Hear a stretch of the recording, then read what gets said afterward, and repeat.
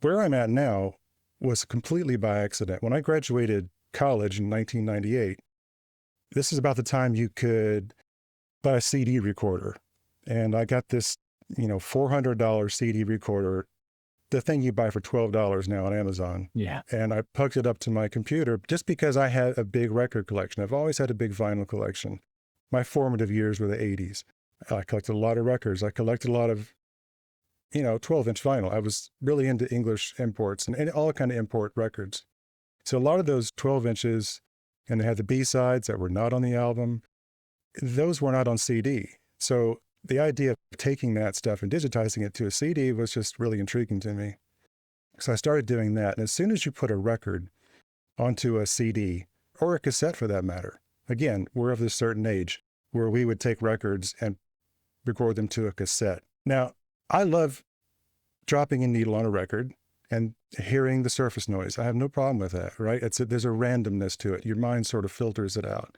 But once you fix that to a cassette or a CD, those pops and crackles, they're fixed forever. They're part of that mix, for lack of a better word. Yeah, they become part of the arrangement. Yeah, you hear them. Forever. Yeah.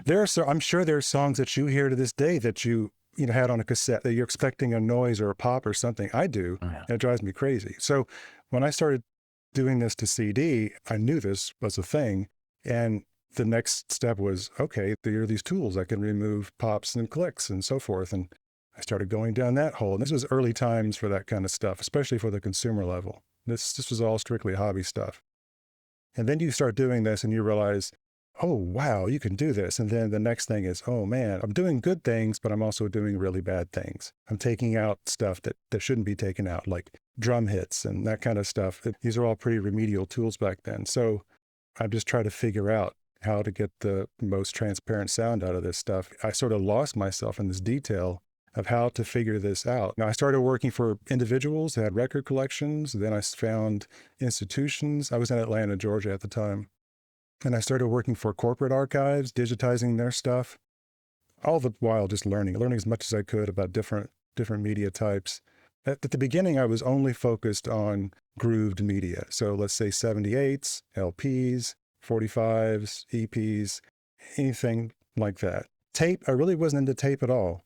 And thankfully, I had an older engineer guy tell me at one point, you need to get a tape machine and learn how to use it. And I pushed back at first, but I did, and thank God, because that's such a significant part of the work we do today, is all that stuff.